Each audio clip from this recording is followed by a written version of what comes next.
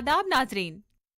तर्ज तामीर को तरक्की और फतह की अलामत के अलावा अजीम खानदानों और तहजीबों की ताकत की निशानी के तौर पर भी इस्तेमाल किया गया। ये पत्थर के जमाने के यादगार पत्थर हों या मौजूदा दौर के पेट्रोनास, हुक्मरानों ने अपनी बर्तरी साबित करने के लिए बड़ी बड़ी इमारतें तामीर करवाईं, जिससे हुक्मरानों के किरदार और ताकत को आजमाया गया। मिसालें कई हैं। एहराम मिस्र, यूनान का कॉल्यूजन, भारत का ताजमहल, लाल किला या कुतुब मीनार। तर्ज तामीर लोगों की रिवायात और तमद्दुन की अक्कासी पेश करता है। भारत में मुख्तलिफ किस्म की तर्ज तामीर ने जगह जगह अपनी नफासत और कारीगरी के लिए काफी मकबूलियत हासिल की है।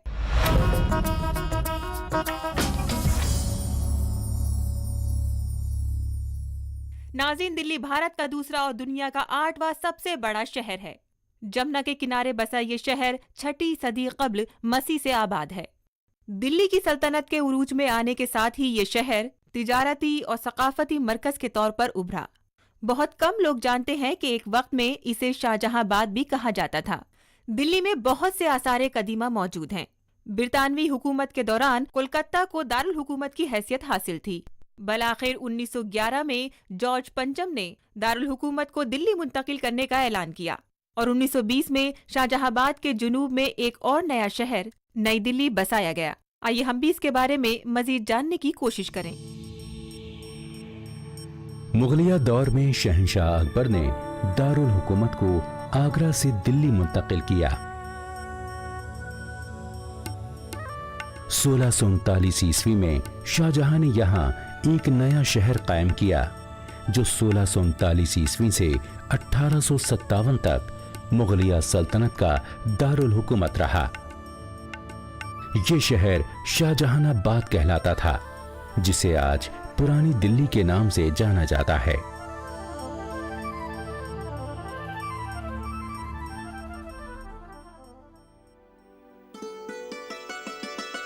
शाहजहां के दौर में यहाँ एक मस्जिद तामीर की गई, जो दिल्ली की जामा मस्जिद के नाम से मशहूर है। ये एशिया में दूसरी सबसे बड़ी मस्जिद है। इसके अलावा लाल किला भी बना, जो दिल्ली की ही नहीं बल्कि पूरे मुल्क की शान है। शाहजहानाबाद में चांदनी चौक के नाम से एक बाजार भी बनवाया गया, जो वक्त गुजरने के साथ साथ एक अहम तिजारती मरकज बन गया। चांदनी चौक आज भी तिजारती सरगर्मियों के हवाले से पुरानी दिल्ली का अहम तरीन मरकज है।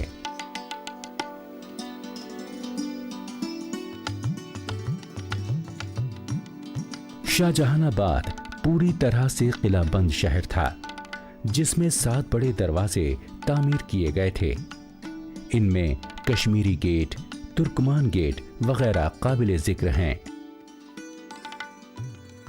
दरियागंज इलाके में सन 1803 के जमाने में मुगल हुक्मरानों ने फौजी छावनी या सदर कैंप तैनात किया। सन 1840 में चावड़ी बाजार में हार्डवेयर का पहला थोक बाजार खुला।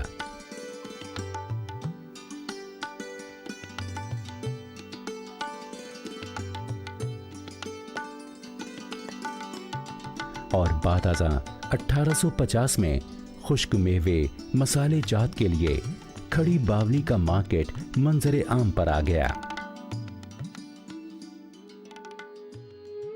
पुरानी दिल्ली में जगह जगह मुगलिया दौर की निशानियां मिलती हैं, जो असल में शाहजहानाबाद का सकाफती सरमाया है, जिससे हमारी मीरास और मतनू होती है।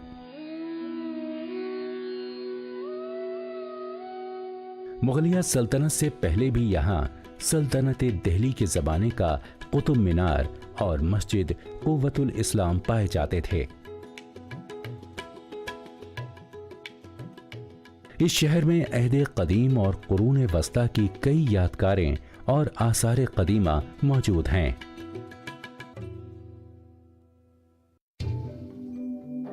सन 1857 की जंग आज़ादी से कब्ल बरतानिया की ईस्ट इंडिया कंपनी हिंदुस्तान के बेशतर इलाकों पर कब्जा कर चुकी थी और बरतानवी राज के दौरान कलकत्ता को दारुल हुकूमत की हैसियत हासिल थी।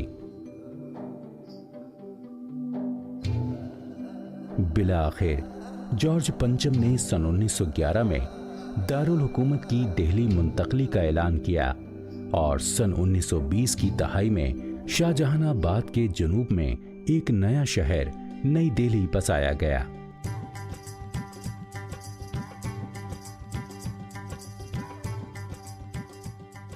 जिन्नात का शहर दिल्ली पर लिखी गई किताब है जो दिल्ली की तारीखी अहमियत का अहाता करती है।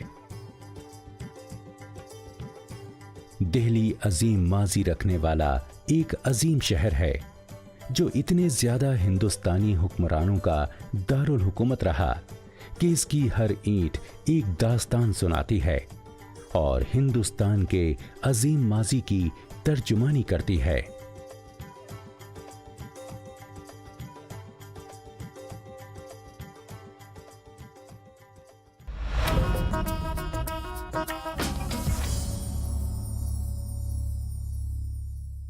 भारत में तारीख के मुख्तलिफ दौर में तरह तरह के फ़न तामीर वजूद में आए। बुद्ध विहार और स्तूपा के बाद शानदार हिंदू मंदिरों ने जहां इस सरजमीन को सकाफती तौर से दौलतमंद बना दिया, वहीं इस्लामी फ़न तामीर ने भी अपनी धाक छोड़ दी। अंग्रेज़ों ने भारत में एक ऐसे तर्ज तामीर को परवान चढ़ाने में मदद की जिसमें यूरोपी, हिंदुस्तानी और मुग़ल अनासिर की आमिज़िश थी। इसे नौ आबादियाती तर्ज तामीर भी कहा जाता है। जयपुर, मैसूर और बीकानेर जैसे शहरों में हिंद यूरोपी फ़न तामीर का काफी असर देखने को मिलता है।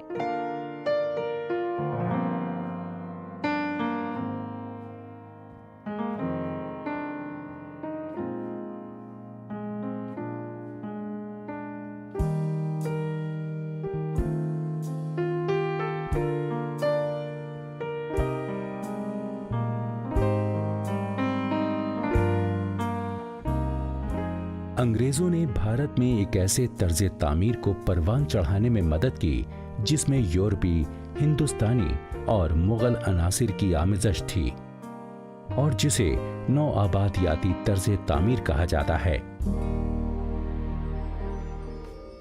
भारत में अंग्रेजों के तवील दौर की शानदार रिवायत नौ आबादियाती फ़न तामीर है जो कि आज़ादी से कब्ल 2 सदियों पर मुहित है।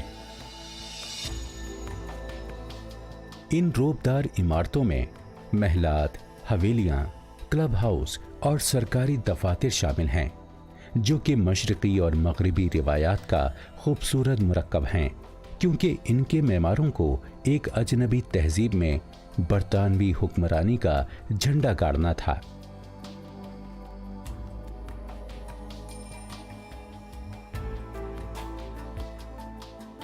अंग्रेजों की जानिब से बनाई गई इमारत मुगलों के महलात और दीगर तामीरात का दिलकशी और खूबसूरती में मुकाबला नहीं कर सकती। ताहम ये अवामी इमारत और यादगारी ढांचे हैं।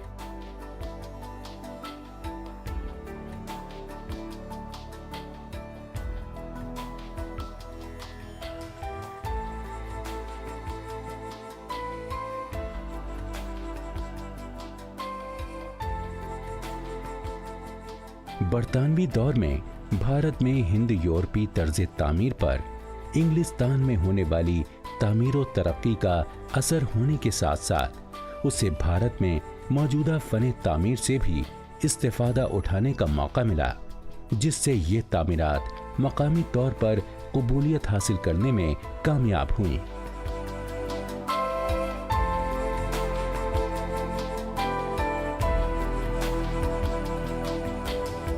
भारत में यूरोपी लोगों ने किले, चर्च, टाउन हॉल और मार्केट कॉम्प्लेक्स, डेवड़ियां वगैरह तामीर कराईं। पुर्तगाली साम्राज्य के तर्ज तामीर में गिरजाघर शामिल हैं जो कि यूरोप में बातज़ां शातुस्सानिया फ़न तामीर के अक्कास हैं।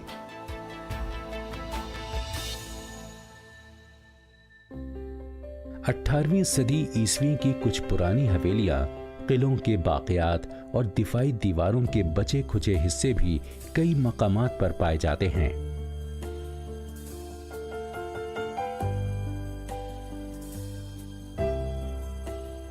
नए शहरों पर हिंद यूरोपी फन तामीर का काफी असर देखा जा सकता है।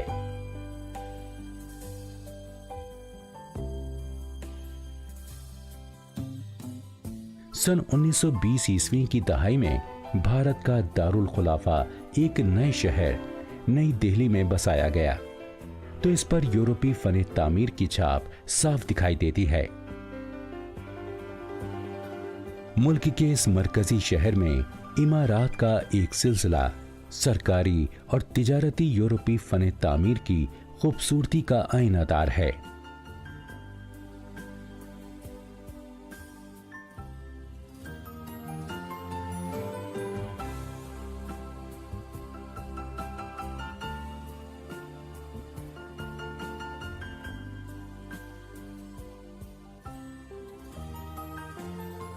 हिंद यूरोपी तर्ज तामीर की उम्दा तरीन मिसालें गोवा के गिरजाघर, India gate, Rashtrapati Bhavan, Victoria memorial, gateway of India और क्नॉट प्लेस नई दिल्ली वगैरह हैं।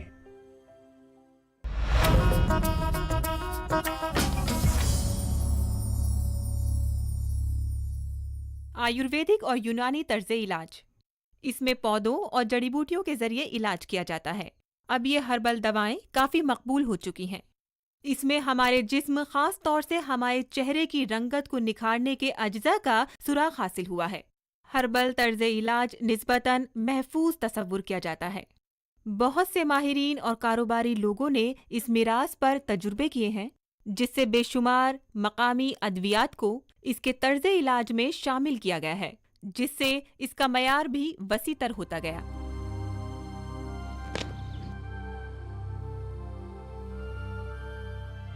घरेलू टोटकों से बीमारियों का इलाज दुनिया के हर मकाम में राइज है।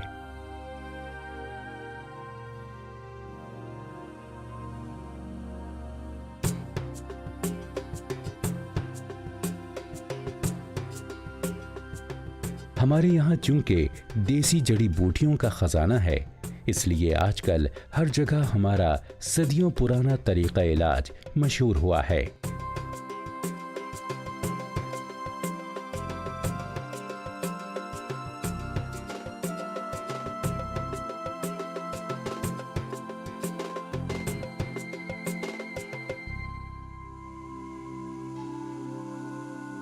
हमारा चेहरा हमारी शख्सियत का आईना है, इसलिए चेहरे की रंगत को लेकर खूबसूरती के नित नए कुदरती इलाज के लिए जड़ी बूटियों और फितरत से माखूज नुस्खों का चलन बेहद खास है। जदीद जमाने में न सिर्फ औरतों ने बल्कि मर्द हजरात ने अपने चेहरों का निखार बढ़ाने और खूबसूरती को चार चांद लगाने के मामले को संजीदगी से लिया है।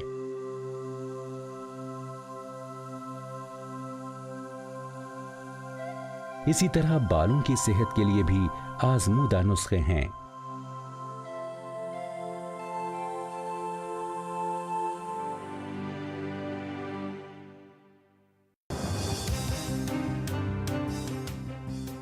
बदलते दौर के तकाज़ों से जिंदगी में जो तब्दीलियां रूनुमा हुई हैं, उसमें तरोताज़ा महसूस करने के लिए देसी जड़ी बूटियों को बहुत अहमियत हासिल हुई है। नीम का पेड़ जिल्द के मसाइल से निपटने और खूबसूरती बढ़ाने का 4000 साल पुराना नुस्खा है। नीम की पत्तियों और बीज, हत्ता कि जड़ में भी बेशुमार और हैरत अंगेज तिब्बी फायदे पोशीदा हैं।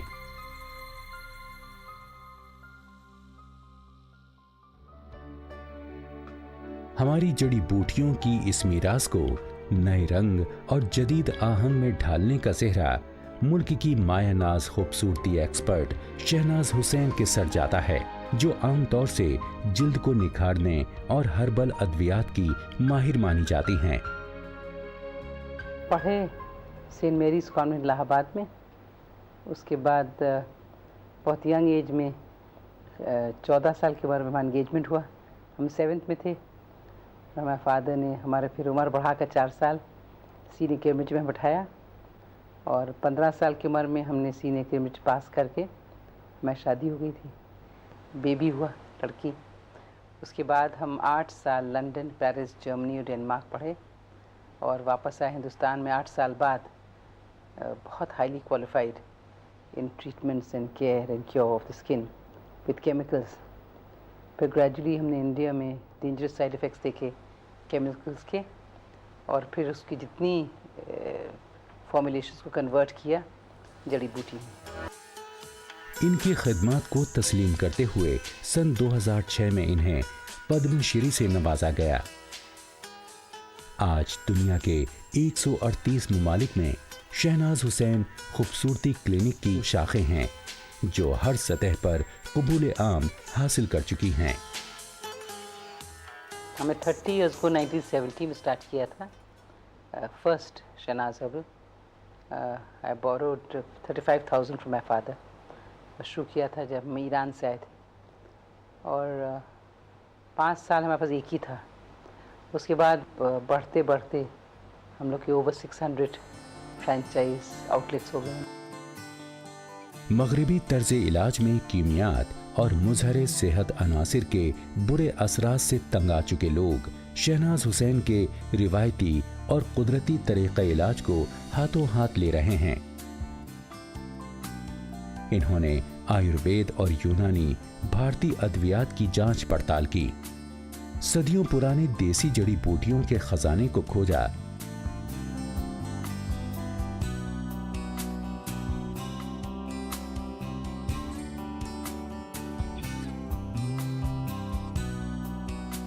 इस तजर्बे से बेशुमार मकामी अद्वियात इनके तरीक़े इलाज में दाखिल हुई, जिससे इनकी खूबसूरती की अद्वियात का दामन वसीतर होता गया।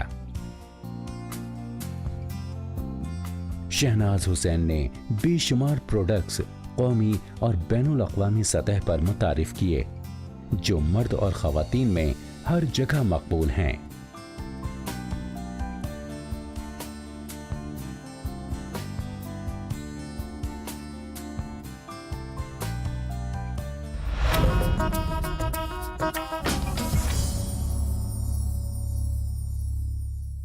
पत्थरों की कशिश उम्र और जमाने से बालातर है। सियासंग से ज़िबाइश कंदकारी हो या अबरक की बारीक जाली, पत्थरों की खूबसूरती नाकाबिले बयान है। हिंदू और मुस्लिम दोनों हुक्मरानों ने संगतराशी के फ़न की सरपरस्ती की और इसके हुनरकारों की मदद की और हर तरह से ताउन किया।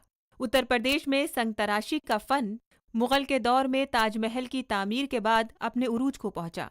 आगरा में संगतराशी रिवायत का इससे बढ़कर कोई और तारुफ हो ही नहीं सकता। पत्थरों और संग तराशों के इस अनोखे फन में बादशाहों की दिलचस्पी आज भी उनके किलों और महलात की कुंदाकारी से साफ आया होती है।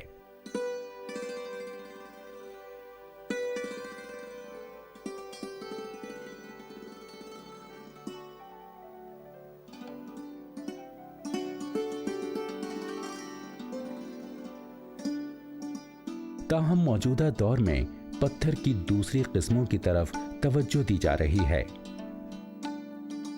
फन के दिलदादा लोग अपने घरों की ज़ेबाइश के लिए पत्थर की चीजें जैसे सुतून, जंगला और आतिशदान वगैरह खरीदते हैं।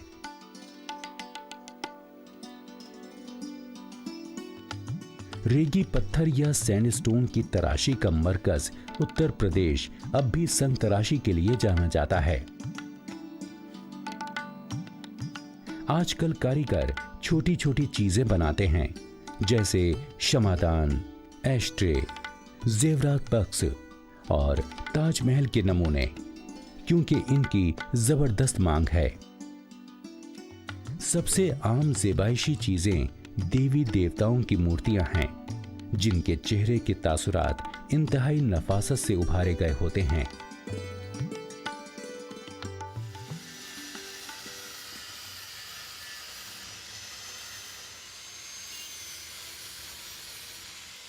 गौतम बुद्ध की इस सरजमीन पर संग तराशी के तालिबे इल्म इसकी मूरत बनाने से ही तालीम का आगाज करते हैं और हाथ की हरकत और चेहरे के तासुरात को कामिल अंदाज में तराशने की कोशिश करते हैं।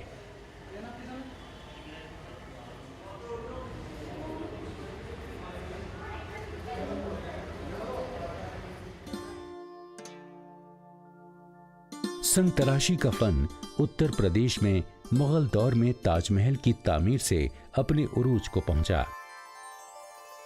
आगरा की रिवायात का इससे बढ़कर कोई और तारुफ नहीं हो सकता।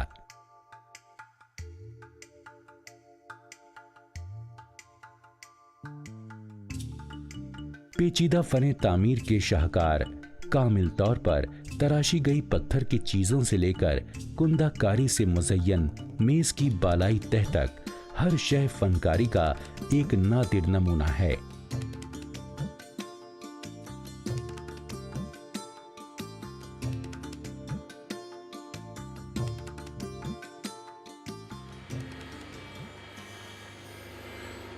संग तराशी का फन तराशना, कुंदाकारी, नक्शकारी, इंटरकट वगैरह का एक मजमुआ होता है। डिजाइन पत्थर को तराश कर उभारे जाते हैं। इसके लिए बुनियादी पत्थर संगमरमर, गौरारा और कभी-कभी केवडापा होता है। आगरा के संगतराशों का हुनर राजस्थान के संगमरमर या इटली के आलाबास्टर पत्थरों पर अपने पूरे आबोताब के साथ सामने आता है।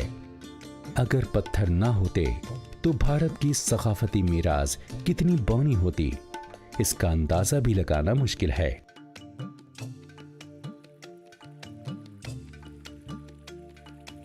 हमारी मिराज जहाँ बड़े बड़े तामीरी शाहकार से मुज़य्यन संगतराशी रिवायात हैं, वहीं हमारी सरजमीन ने आसारे कदीमा की ऐसी मिसालें पेश की हैं कि दुनिया मुंह खोले देखती रह जाती है। तहजीब और सकाफत की मिराज का ये सफर अगले शुमारे में भी जारी रहेगा। अब इजाजत दीजिए, खुदा हाफिज।